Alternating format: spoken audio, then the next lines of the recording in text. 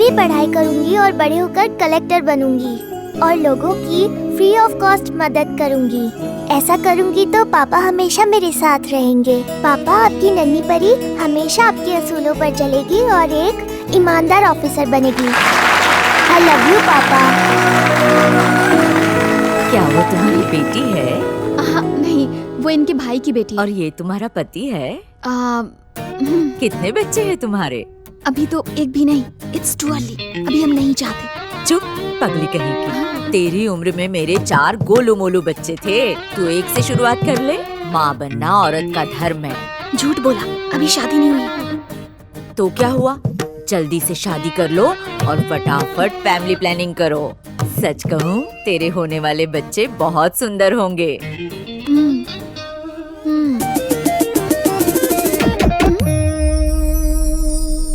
Bye चाचू। Bye. एक para commando सही निशाना लगाने से कभी नहीं चूकता। वो तुम्हें मार सकता था, मगर उसने ऐसा नहीं किया।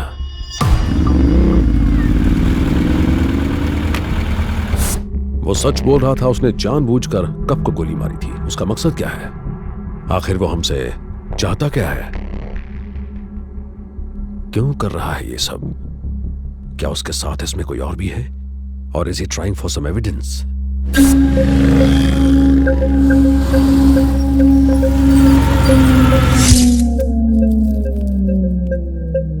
या फिर शायद वो मुझ तक पहुंचना चाहता है। कबीर को फोन करो। कोई खबर? नाके पे चाय पी रहा है। चाय पी रहा है? क्या चाय पी रहा है? He's setting a trap. He's setting a trap. He's setting a trap. Kabir को फिर से फोन करो। उसे कहो जल्दी से लौट जाए। No, do it! क्या हुआ? फोन नहीं उठा रहा है। फिर से ट्राई करो।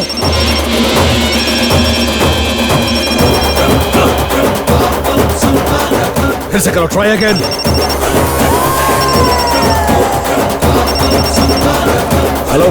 हेलो कबीर, जल्दी वहां से निकल जाओ।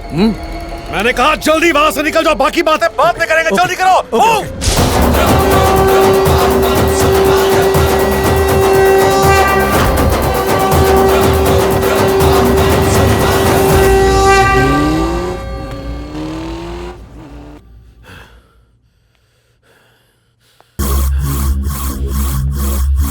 हमारे साथ पंगा लिया है उसने। हमारे दिमाग के साथ खेल रहा है। छोड़ूंगा नहीं।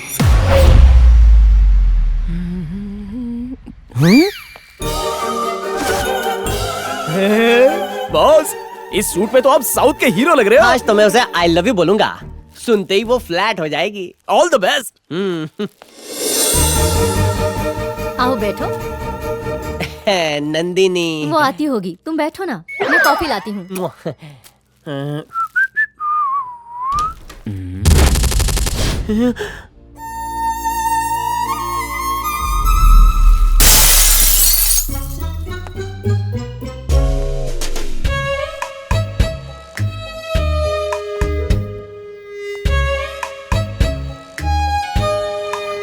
बॉस, रुक जाओ बॉस।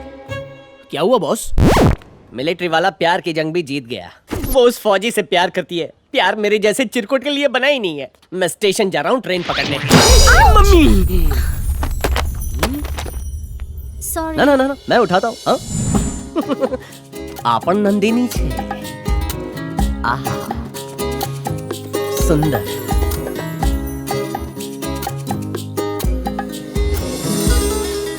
तुम्हारा नाम नंदिनी है। और तुम्हारा? राज।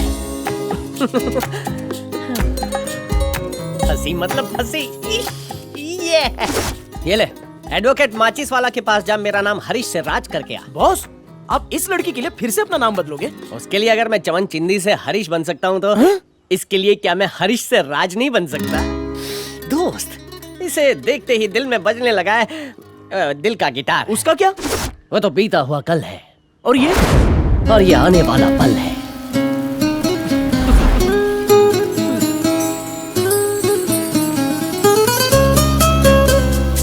अबे थी तू मारी बकूड़ी। अब इन्हें कौन समझाए कि ये शक्ल से चमन चिंदी लगते हैं।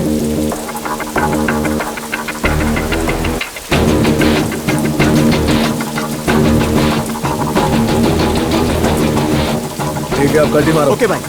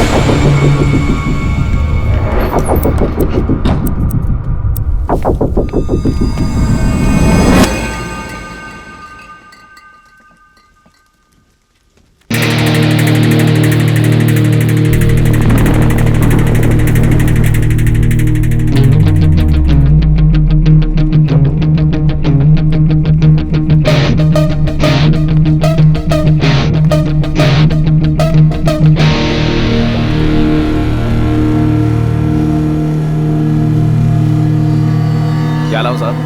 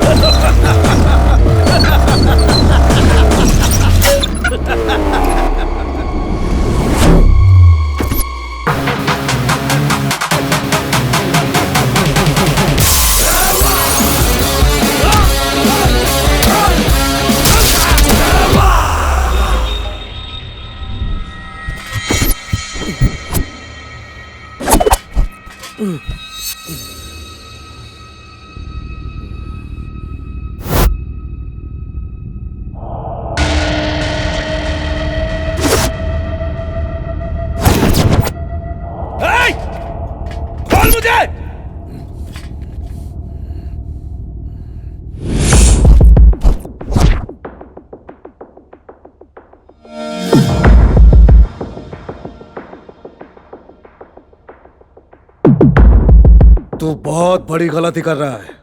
कौन है तू? तू जानता है कि मैं कौन हूं और यह भी जानता है कि मुझे क्या चाहिए। तू मुझे धमकी दे रहा है? क्या कर लेगा? तू कर भी क्या सकता है? तेरा भाई ऑफिसर होकर भी मेरा कुछ नहीं कर पाया। अगर तुझे यह लगता है कि मैं डर जाऊंगा तो यह तेरी सबसे बड़ी भूल है। जब तूने अपना मुंह बंद रखने का डिसाइड कर ही लिया है तो तेरे जिंदा रहने का मेरे लिए कोई मतलब नहीं है। पागल है क्या? अबे रुक जा, मार मत मुझे। मैं बोल रहा हूं रुक जा, मार मत।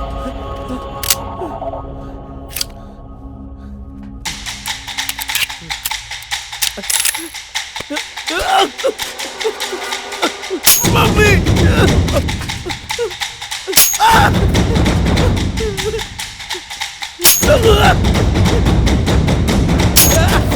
नहीं नहीं, मुझे मार मत, जाने दे, जाने दे मुझे, जाने दे।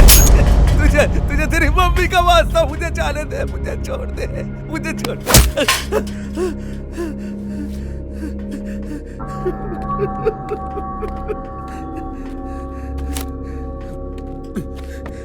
ये सब की शुरुआत जेनेरिक मेडिसिन से हुई। तुम्हारा भाई डॉक्टर था, इसलिए वो इस प्रॉब्लम को सॉल्व करने में लग गया और उस पे बहुत रिसर्च की। अपने पुराने बैचमेट से मिलकर उसने एक रिपोर्ट बनाई। सर, गवर्नमेंट का डेटा ये बताता है कि महंगे इलाज की वजह से लाखों लोगों की मौत हो जाती है। इन आंकड़ों को नीचे लाने का सिर्फ एक ही उपाय है, जेनेरिक मेडिसिन। जेनेरिक का मतलब जनरल, जनरल यानी सबके लिए। जब भी कोई नई बीमारी आती है तो इस बीमारी के लिए दवा की खोज शुरू हो जाती है। बड़ी बड़ी कंपनियां इस रेस में सबसे आगे होती हैं और वो उस दवा को अपने नाम पर पेटेंट करा लेती हैं। लेकिन महंगे ब्रांड्स की दवाइयां बहुत महंगी होती हैं, आम आदमी उसे खरीदने की सोच भी नहीं सकता। जेनेरिक मेडिसिन की सेम क्वालिटी होती है, पेशेंट पर उतना ही असर दिखाती है। जब पेटेंट खत्म हो जाए तो कोई भी कंपनी उस पेटेंट किए गए फॉर्मूले से दवाई बना सकती है, यानी कॉस्ट कम की जा सकती है। अगर कैंसर ट्रीटमेंट के लिए 1 महीने के 1.5 लाख लगते हैं, वहीं जेनेरिक मेडिसिन का 1 महीने का खर्चा सिर्फ 10,000 रुपए होगा। आप सोचिए गरीब आदमी का कितना फायदा होगा।